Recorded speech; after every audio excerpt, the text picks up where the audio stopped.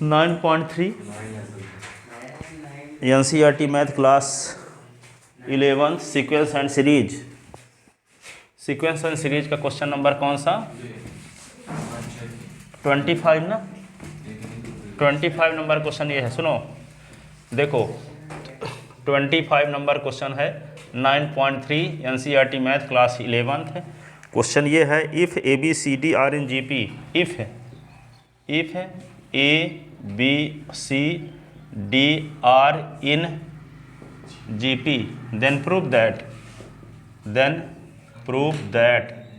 क्या प्रूव करना है? A B C G P में हो तो प्रूव करो a square plus B square plus C square plus d square, यही है। अच्छा, a square plus B square plus C square तक, b square plus C square plus d square, b square c square d square is equal to prove करना है ए b b c c d, a b b c c D का whole square, a b b c c D का whole square, ये prove करना है, ठीक है ना। तो ये आप जानते हो इसे 2 4 8 16 जीपी में है कि नहीं? तो 4 में 2 का भाग दो, 8 में 4 का भाग दो, 16 में 8 का भाग दो, सेम आएगा कि नहीं आएगा? तो यहाँ पे क्या लिखोगे? Since A B C D are in ji P then क्या होगा? बी को ए से डिवाइड, सी को बी से डिवाइड, डी को सी से डिवाइड, तो सेम आएगा। तो B upon A is equal to C upon B is equal to D upon C is equal to R. Common ratio आएगा। कॉमन रेशियो चाहे बी अपान ए करके निकालो, चाहे सी अपान बी करके निकालो, चाहे डी अपान सी करके निकालो, इस कंडीशन में कॉमन रेशियो ही आएगा कि नहीं? इसका मतलब क्या हुआ? इसी को लिख सकते हैं b upon A is equal to v r, c upon B is equal to v r और d upon C is equal to v r. लिख सकते हैं इसी को। तो इसको लिख सकते हैं b is equal to A R, c is equal to b r और d is equal to c r, लिख सकते हैं। अब यहाँ पे क्या लिखेंगे? C is equal to b r, तो बी की वैल्यू ए आर निकल चुकी है, तो यहाँ रख दो बी की वैल्यू, तो ये होगा ए आर और ये ठो आर पहले से है, तो c is equal to A R square, ठीक है। और डी इज इक्वल टू क्या है? सी आर, तो सी की वैल्यू निकाल चुके, तो ए आर स्क्वायर और ये आर पहले से है, तो D is equal to A R cube हो गया, ठीक है। तो बी की वैल्यू ए आर, सी की value A R square, D की वैल्यू ए आर क्यूब। तो लेफ्ट हैंड साइड लेते हैं, तो क्या है? A square plus B square plus C square, ठीक है। और यहाँ पे क्या है? बी स्क्वायर, ये सी स्क्वायर, ये डी स्क्वायर, ठीक है। ए स्क्वायर को सीधे उतार लो, बी की वैल्यू रख दो ए आर, तो क्या होगा? ए आर का स्क्वायर, सी की वैल्यू रख दो ए आर स्क्वायर का स्क्वायर, ठीक है ना। बी स्क्वायर, बी की वैल्यू रख दो ए आर का स्क्वायर, फिर सी स्क्वायर, सी की वैल्यू रख दो ए आर स्क्वायर का स्क्वायर, ऐसे। और फिर डी की वैल्यू क्या लिख दोगे? डी की वैल्यू ए आर क्यूब है, तो ए आर क्यूब का स्क्वायर, ऐसे ये हुआ, ठीक है। इसी को लिख सकते हैं क्या? A square are square, a square are की पावर 4, ये हुआ। ये होगा a square are square, a square are की पावर 4, ए स्क्वायर आर की पावर 6, आर की पावर 6, ठीक है। अब इसको क्या कर सकते हैं? ए कॉमन ले लो सबसे, तो ए कॉमन लेंगे तो 1 plus are square plus are की पावर 4, इससे a square are square common ले लो, तो क्या बचेगा? 1 plus are square plus are की पावर 4, ठीक है। अब देखो 1 plus are square plus are की power 4, 1 plus are square plus are की पावर 4 2 बार है। देखो 1 plus are square plus are की power 4, 1 plus are square plus are की पावर 4 2 बार है, यही चीज़, ठीक है। तो इसको हम क्या लिख सकते हैं आगे? ए और ए स्क्वायर आर क्यूब, तो यहाँ इसको क्या लिख सकते हैं? ए स्क्वायर ना कॉमन लिए हैं यहाँ, तो यहाँ पे क्या होगा? ए स्क्वायर और आर स्क्वायर कॉमन लिए हैं, ए स्क्वायर आर स्क्वायर, तो ए की पावर 4 हुआ ना ये। अब इसको क्या लिख सकते हैं? 1 plus are square plus are की पावर क्या? 4 का होल स्क्वायर हो गया, यही चीज़ 2 बार है, ठीक है। अब देखो यहाँ पे ए स्क्वायर तो क्या लिख सकते हैं, ए स्क्वायर का स्क्वायर, ये आर का square, 1 plus are square plus are की पावर 4 का स्क्वायर। ठीक है, देखो यहाँ स्क्वायर स्क्वायर स्क्वायर तीनों में लगा है, स्क्वायर स्क्वायर स्क्वायर, इसका मतलब क्या लिखेंगे, ए स्क्वायर आर और 1 plus are square plus are की पावर 4, इस पूरे का एक साथ स्क्वायर लगा देते हैं। ठीक है ना, यहाँ पे स्क्वायर लगा है, यहाँ भी स्क्वायर, यहाँ भी। चलो तो ए बी सी देख लो, ये question A B C D are in ji P, then prove करना है कि ये इज इक्वल टू ये प्रूव करने के लिए ए बी सी डी अब जब जी पी में है तो बी और ए का रेशियो सी और बी का रेशियो डी अपॉन सी का रेशियो क्या होगा, सेम होगा। तो आर मान लिए, तो इसका मतलब क्या हुआ, b upon a is equal to v r, c upon b is equal to v r, d upon c is equal to v r. तो यहाँ b is equal to A R, c is equal to b r और d is equal to a c r. अब यहाँ पे b is equal to A r है तो b की value यहाँ रख दिए ए आर पहले से था, ए आर स्क्वायर हो गया। ठीक है, सी की वैल्यू यहाँ से जो निकाले हैं यहाँ रख दिए, तो ए आर स्क्वायर आर पहले से था तो ए आर क्यूब हो गया। अब जो लेफ्ट हैंड साइड है उसमें वैल्यू ए square b square c square है, तो ए स्क्वायर तो सीधे उतार दिए, बी की वैल्यू जो निकाले हैं ए आर तो ये रख दिए ए आर का स्क्वायर। फिर यहाँ पे क्या था, सी स्क्वायर, तो सी की वैल्यू रख दिए ए आर स्क्वायर का स्क्वायर। फिर बी स्क्वायर तो ए आर का स्क्वायर, सी की वैल्यू ए आर का स्क्वायर, डी की वैल्यू ए आर क्यूब का स्क्वायर। तो ए स्क्वायर आर की पावर 4, इसका ब्रैकेट खोले। यहाँ पे देखते क्या है कि ए स्क्वायर सबसे कॉमन है, इसमें ए स्क्वायर आर स्क्वायर सबसे कॉमन है। तो यहाँ पे ए स्क्वायर कॉमन लिए, यहाँ A square are square common लिए, तो देखो यहाँ 1 प्लस आर स्क्वायर आर की power 4, 1 plus are square are की पावर 4। ठीक है, दोनों में है वही चीज़, सेम टर्म। ठीक है, तो इसी को 2 बार लिख दे, होल स्क्वायर। अब ये ए स्क्वायर आर स्क्वायर, तो यहाँ ए स्क्वायर आर स्क्वायर ये आ गया। अब ए स्क्वायर 2 बार है, तो ए स्क्वायर का स्क्वायर आर का स्क्वायर कर दिए, इतने का स्क्वायर कर दिए, तो स्क्वायर तीनों में है। तो यहाँ पे क्या किए, ए स्क्वायर आर इतने का होल स्क्वायर। ठीक है, अब ए स्क्वायर आर का अंदर गुणा कर दो, ए स्क्वायर आर का अंदर गुणा, तो क्या होगा ए स्क्वायर आर, और फिर क्या होगा ए स्क्वायर आर क्यूब, और ये क्या होगा ए स्क्वायर आर की पावर 5। ऐसे लिख सकते हैं आप। अब क्या करेंगे, आपको लाना क्या है ए बी, तो इसको क्या लिख सकते हो, ए स्क्वायर आर है तो इसको लिख सकते हो ए पहले अलग से लिख लो, ए आर अलग।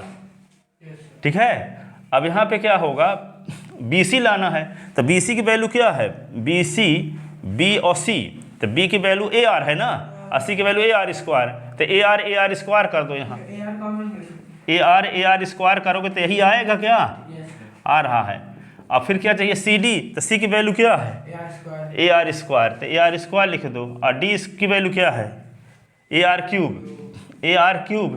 तो इनको सॉल्व करो तो क्या यही आता है, आ ही रहा है, इसका होल स्क्वायर। अब इसके स्थान पे ए तो रहने दो, ए आर के स्थान पे क्या लिख देंगे बी, ये हो गया ए बी, ये क्या हो गया बी सी, ये क्या हो गया सी डी का whole square is equal to right hand side. तो लेफ्ट हैंड साइड लिए तो राइट हैंड साइड दिखा दिए, लिख लो, बहुत अच्छा क्वेश्चन है, हमेशा आता है ये। ठीक है,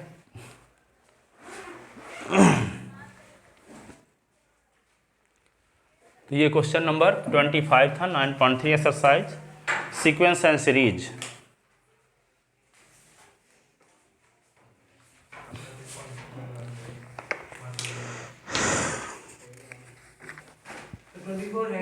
तो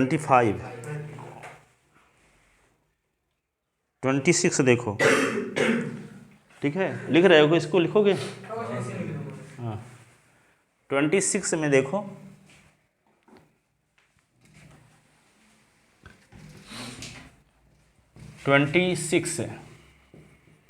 अब देखो, अभी हम इसके पहले पढ़े थे अर्थमेटिक मीन, अब यहाँ पढ़ेंगे ज्योमेट्रिक मीन। ठीक है, geometric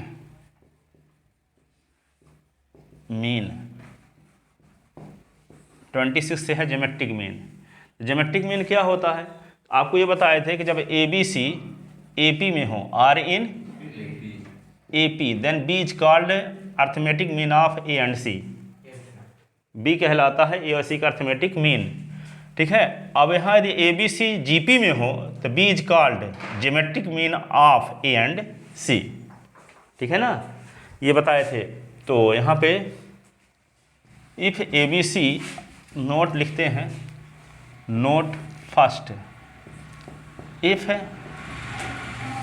A B c are in GP then B is called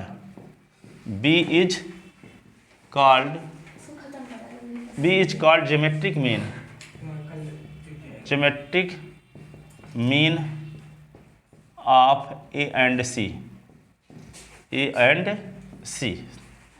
ठीक है, geometric mean of A and c. ठीक है, तो बी को निकालोगे कैसे? तो implies b upon a is equal to c upon b. तो ये क्या होगा? B square is equal to a c. B square is equal to a c. तो जब b square is equal to a c, तो b is equal to क्या होगा? Root a c. तो ऑब्जेक्टिव में आता है कि A B C G P में हो तो बी रिलेशन क्या होगा? तो b square is equal to a C.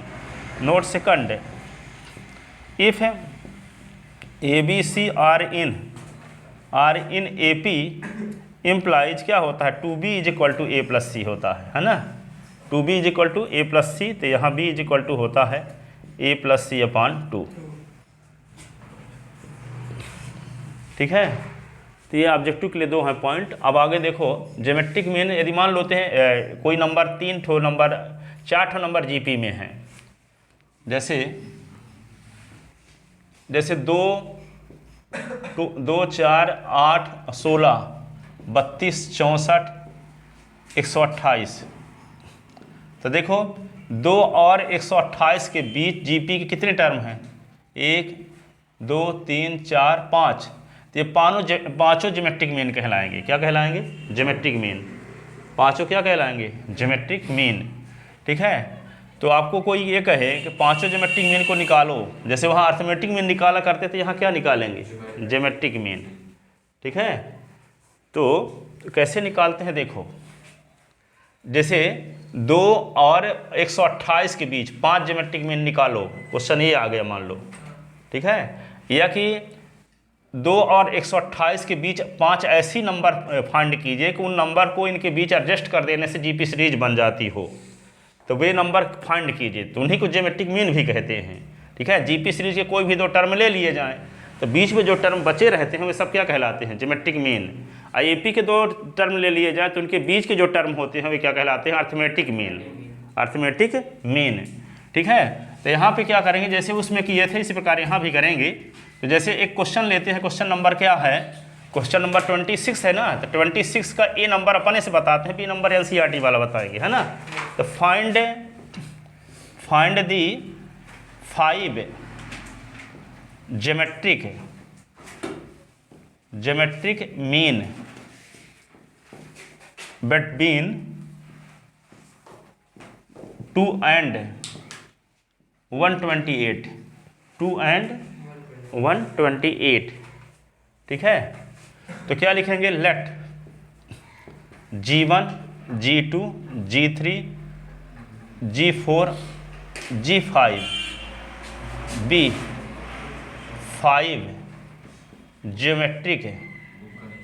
Geometric mean between 2 and 128। देन ऐसी कंडीशन में क्या होगा?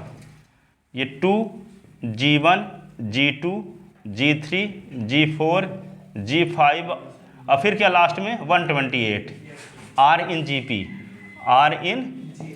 GP whose first term A is equal to 2। ठीक है, अब 5 ज्योमेट्रिक मीन है, क्या होगा? 7वां पद A7 बराबर क्या होगा? 128।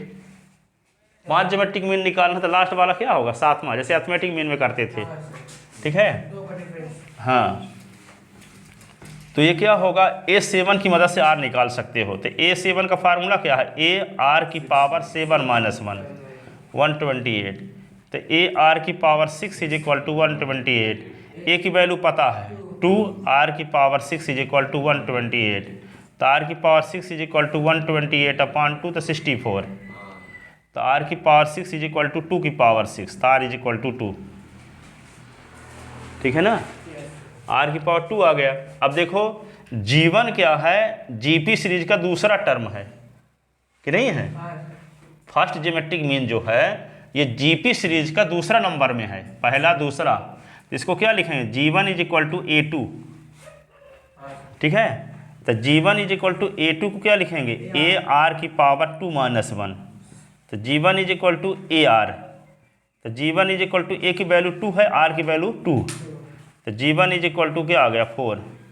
G2 इज इक्वल टू क्या होगा A3, तीसरे नंबर में है G2, 1 2 3 A3। तो G2 is equal to AR की पावर 3 माइनस 1। तो G2 इज इक्वल टू क्या होगा AR स्क्वायर, तो 2 ये 2 का स्क्वायर, तो क्या होगा 8, ये होगा G2। अब क्या निकालना है G3, G3 is equal to क्या होगा, G3 किस नंबर में है, 1 2 3 चौथे नंबर में है, तो A4। तो G3 is equal to AR की पावर 4 माइनस 1। तो G3 इज इक्वल टू 2, ये क्या होगा 2 की पावर 3 बराबर 16।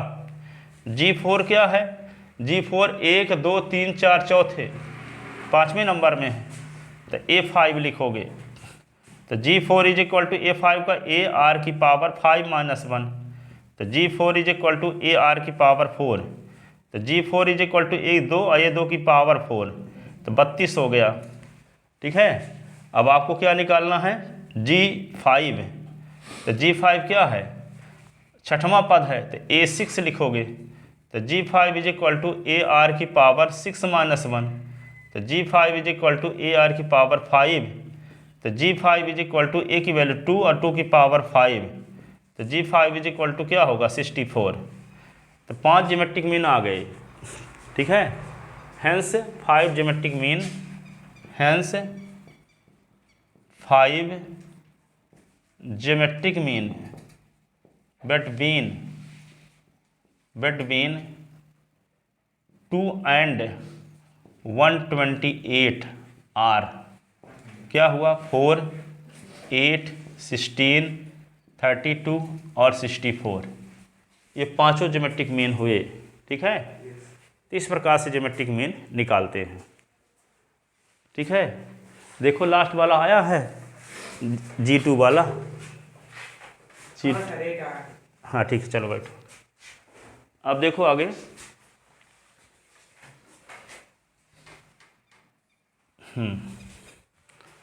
अब क्वेश्चन नंबर 26 का बी पार्ट देखो, जो NCERT में दिया है, उसको समझाने के लिए इसको हम लिए थे, ठीक है।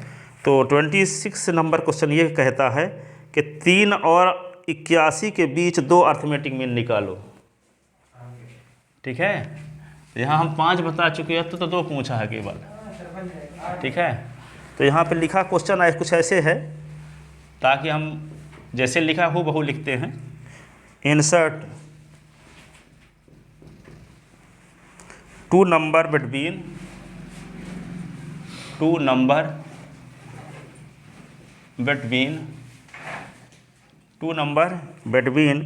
3 and 81, 3 and 81 so that resulting sequence in GP, so that resulting sequence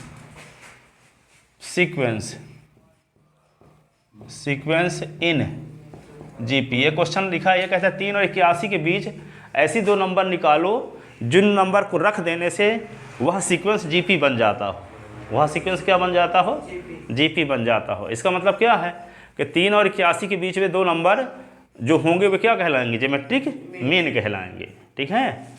तो इसका इस प्रकार से आएगा। तो डरना जानना कि ये कैसे बताए थे हम। यदि मान लो ये बताते कि 3 और 81 का ज्योमेट्रिक मीन निकालो, 2 ज्योमेट्रिक मीन निकालो, इस प्रकार क्वेश्चन लिखा हुआ आ जाता तो आपको संकट खड़ा हो जाता आपके सामने, ठीक है। तो फाइंड ऐसे लिखे देते हैं दोनों, find the 2 geometric mean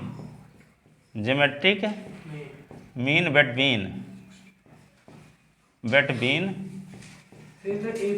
3 and 81, ठीक है। इसी को इसका पर्यायवाची शब्द ये है, इसी को ऐसे भी पूछा जा सकता है, ठीक है, तो क्या लिखेंगे, तो let two geometric mean between 3 and 81 are G1 and G2, G1 and G2, G1 and G2, then 3 G1 G2 81 are in GP, whose first term A is equal to 3, अब फोर्थ टर्म 81, फोर्थ टर्म क्या होगा 81, तो fourth term A R की power 4 - 1 is equal to 81, तो A के स्थान पे 3 और R cube is equal to 81, तो R cube is equal to 81/3 तो 27, तो आर क्यूब तो 3 का क्यूब, तो R is equal to 3, R is equal to 3। अब क्या निकालते हैं, G1 is equal to A2, तो G1 is equal to A2, तो ए आर की पावर 2 - 1 तो ए आर होगा, है ना। तो ए के स्थान पे क्या लिख दोगे 3, आर के स्थान पे 3, 3 तिका 9। G2 इज इक्वल टू क्या होगा A3, तो ये क्या लिख देंगे ए आर की पावर 3 - 1, तो G2 इज इक्वल टू 3 और 3 की पावर 2, तो 3 गुणे 2 की पावर 3 की पावर ना 3 की पावर 2, 3 तिका 9 3 27, तो होगा 27, ठीक है। तो 3 और 81 के बीच कौन दो नंबर होंगी, एक नंबर 9 होगी, एक 27 है, इन दोनों नंबर को एडजस्ट कर देंगे तो जीपी सीरीज बन जाएगी। 3 और 81 के बीच में ऐसी दो नंबर निकालना था जिनको इनके बीच में रख देने से जीपी बन जाए, तो एक 9 होगा एक 27 होगा, इनको रख दोगे बीच में तो जीपी बन जाएगा। इन्हीं को ज्योमेट्रिक मीन भी कहते हैं, ठीक है ना। किसी जीपी सीरीज के कोई दो टर्म ले लिए जाएं तो उनके बीच के जो टर्म होंगे वे क्या कहलाते हैं, ज्योमेट्रिक मीन। क्या कहलाते हैं, ज्योमेट्रिक मीन, ठीक है। तो hence geometric mean between 3 and 81 are 9 and 27, 9 and 27 लिखे इसको। अब देखो सबसे इम्पॉर्टेंट क्वेश्चन आ गया 27, जो एक एपी में भी बताए थे, ये जीपी में कभी एपी वाला आता तो कभी जीपी वाला, ठीक है। 27 number question very very very very CBSE board में हमेशा आता है, एमपी बोर्ड में भी हमेशा आता है, ठीक है, ऑल स्टेट बोर्ड में हमेशा आता है, तो इसको हर हाल में तैयार किए रहना। Find the value of n, देखो find the value of n, find the value of n, find the value of n so that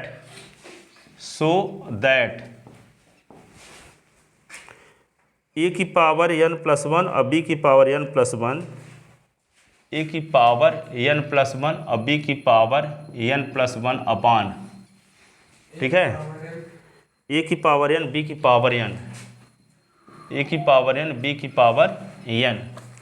आगे क्या लिखा है, may be geometric mean between A and B,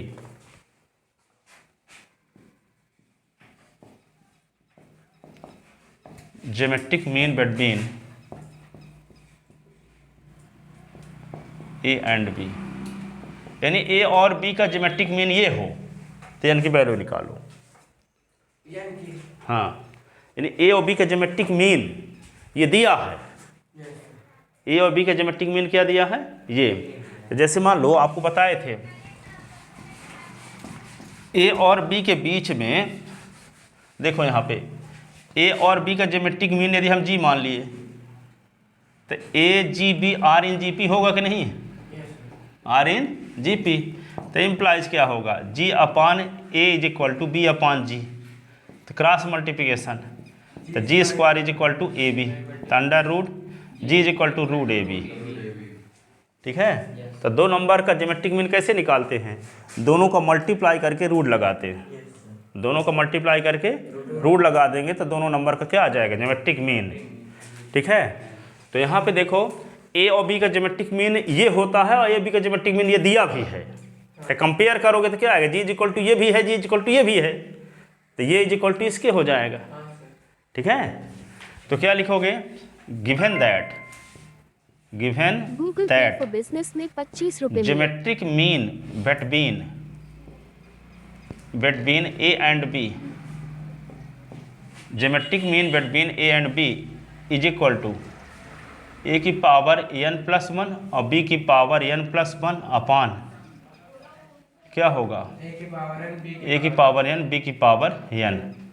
ठीक है, दैट इज, इसी को हम क्या कह सकते हैं? G इज इक्वल टू ये है A की पावर n+1 और B की पावर n+1 और A की पावर n B की पावर n। ये इक्वेशन फर्स्ट है।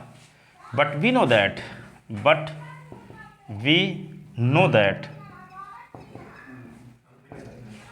G इज इक्वल टू क्या होता है? रूट ए बी।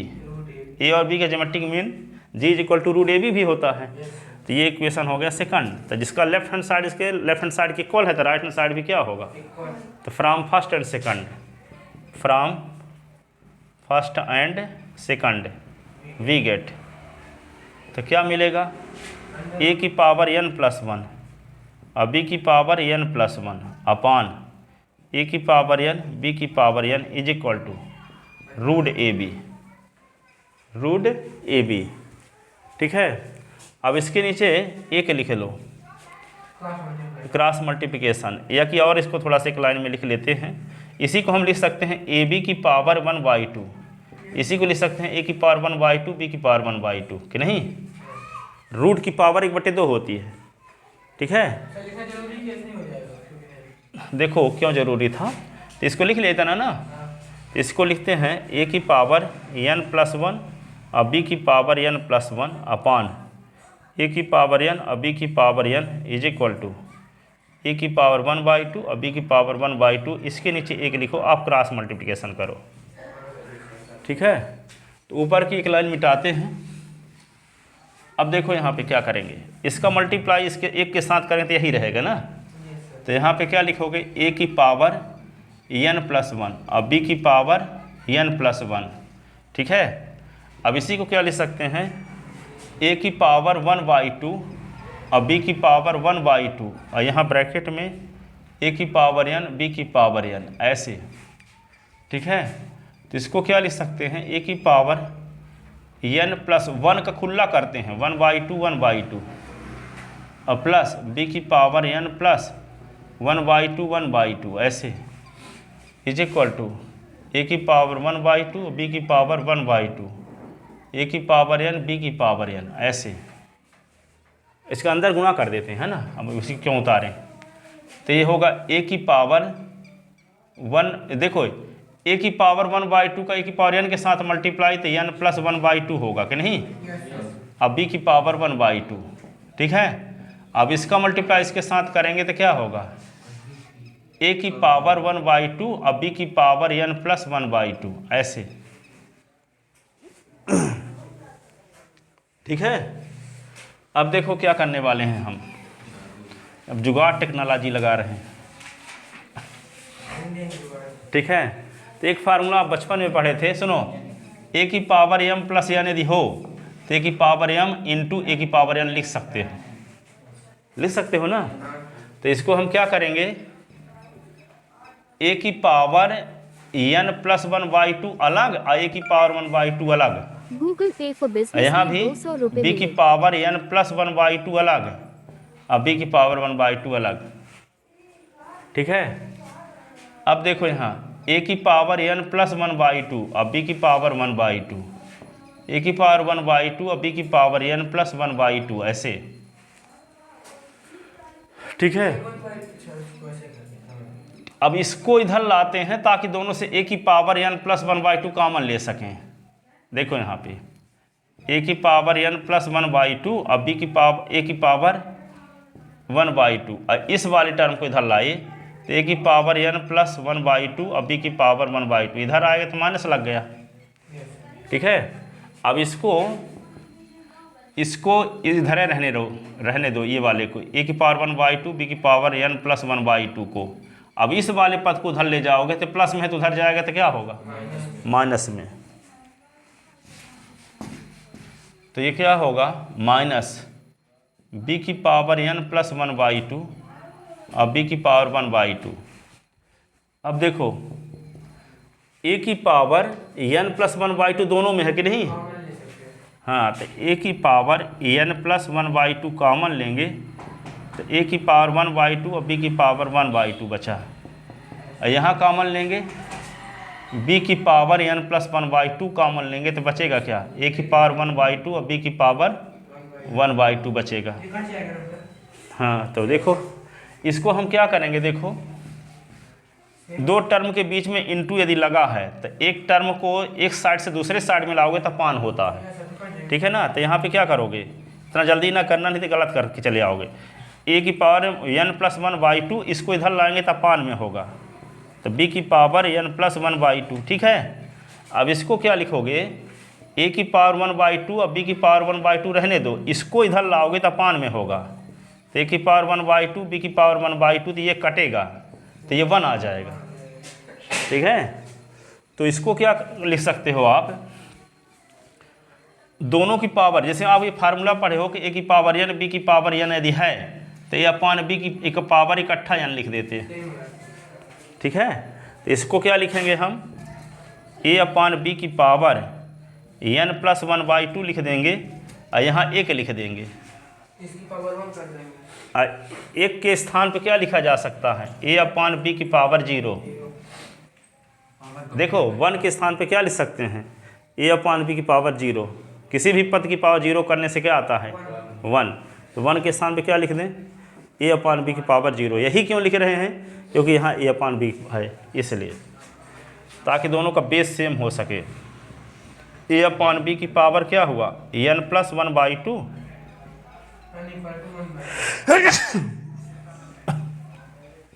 तो ये हो गया 0। तो दोनों का बेस सेम है तो पावर भी सेम होगा, तो इम्प्लाइज इज इक्वल टू 0, तो implies n is equal to -1/2, ये आंसर।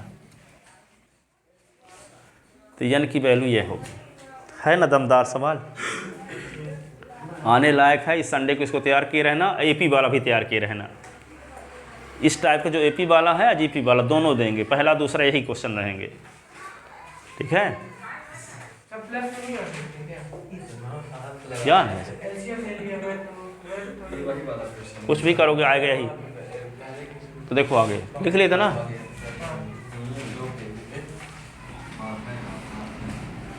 अब अगला क्वेश्चन देखो 27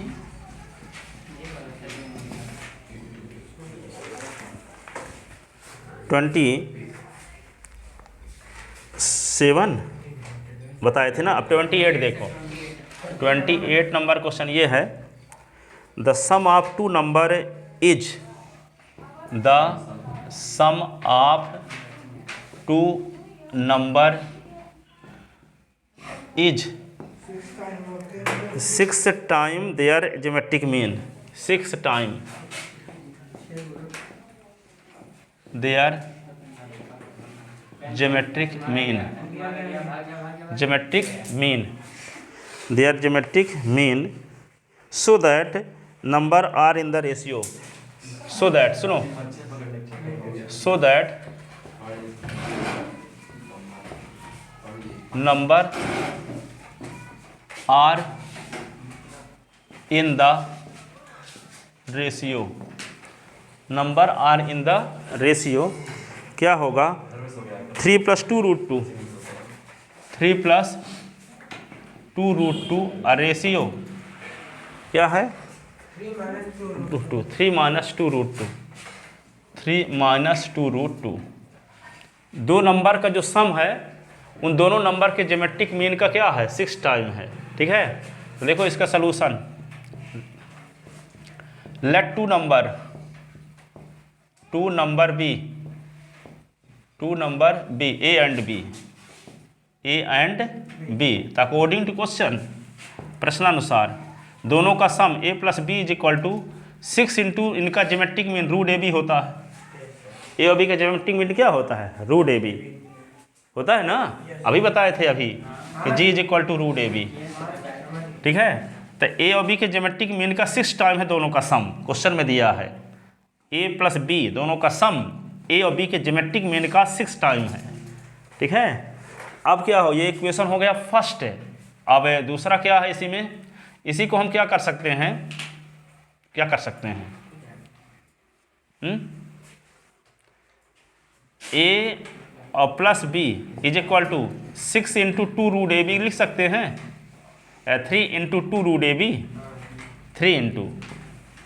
ठीक है, अब ये 2 रूट ए बी को इधर ले आओ, तो a plus b upon 2 root A b is equal to 3 बचा।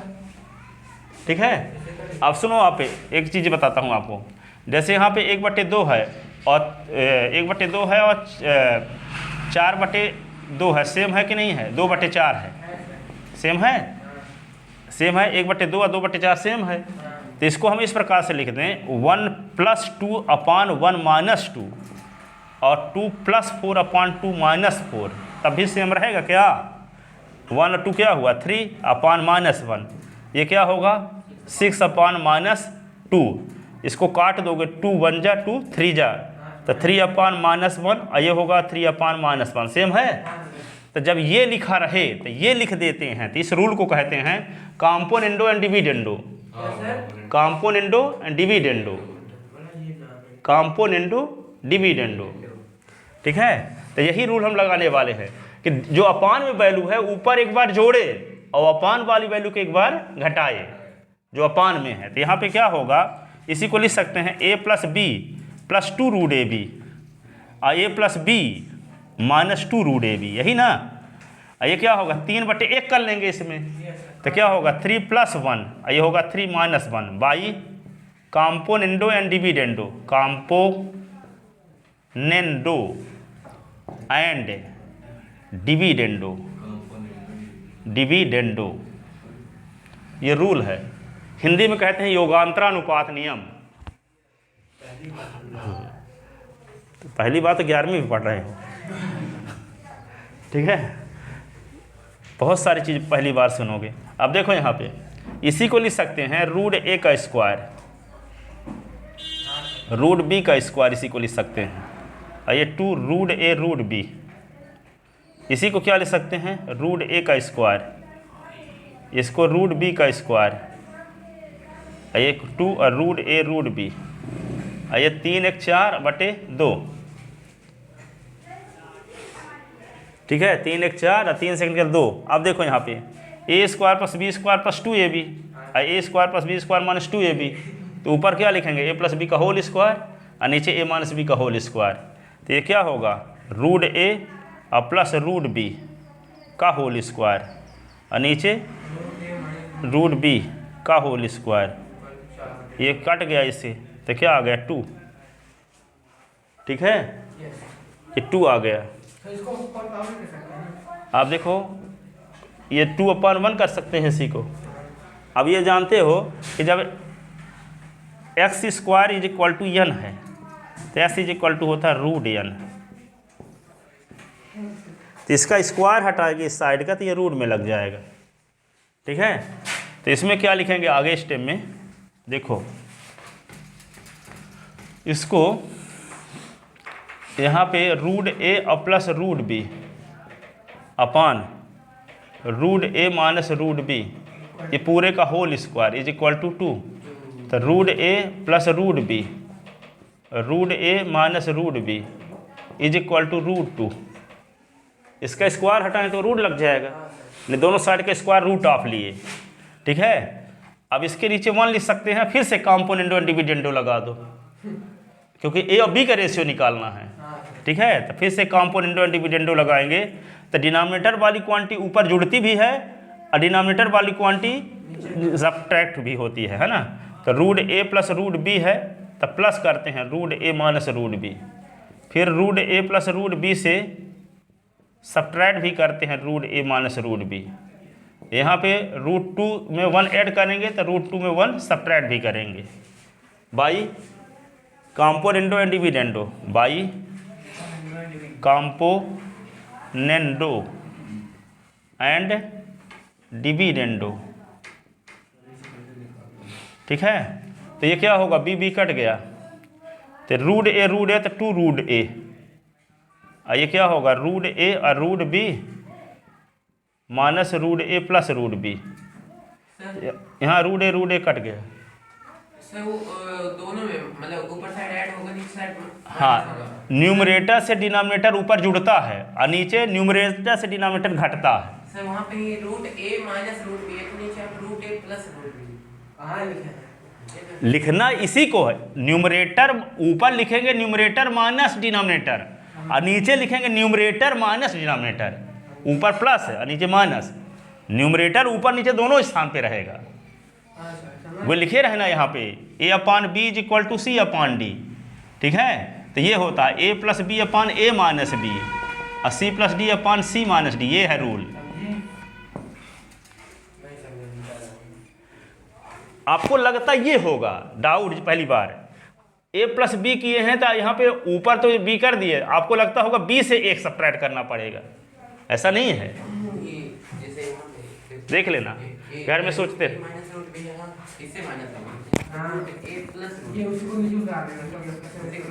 हाँ, उसी को उतारना है, ये वाले को ऊपर वाले को ही नीचे भी उतारना है।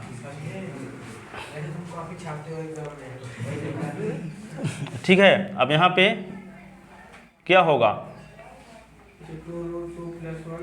हाँ root two plus one upon root two minus one. अब देखो टू रूट ए अपान क्या आ गया, root b two root b, हाँ तो रूट टू प्लस वन और root two minus one, two cut गया। ए रेशियो बी निकालना है आपको, ए रेशियो बी निकालना है, रूट लगा है अभी, स्क्वायरिंग वो साइड करना पड़ेगा। ठीक है, तो ये आपको मिल गया root A upon root B is equal to क्या मिला है, रूट टू प्लस वन और root two minus one, squaring both side, squaring both side.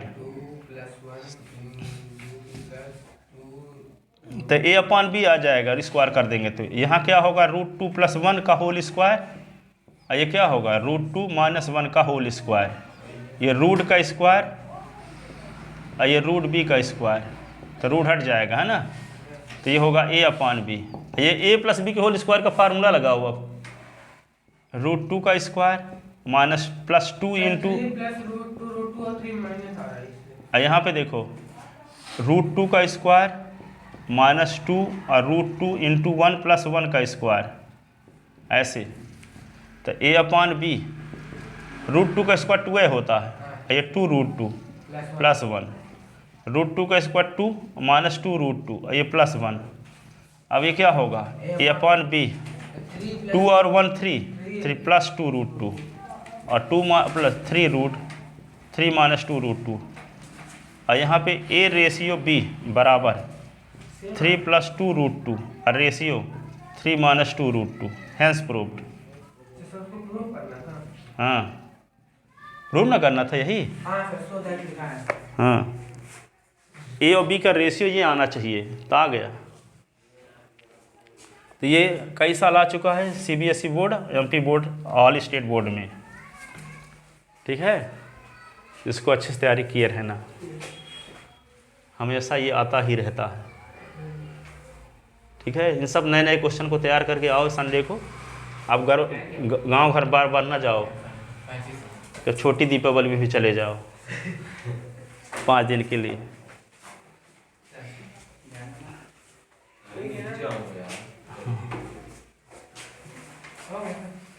ठीक है, कितने बज गए हैं?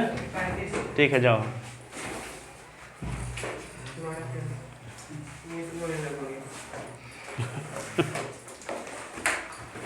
पापा को बता देगी रोती रोती।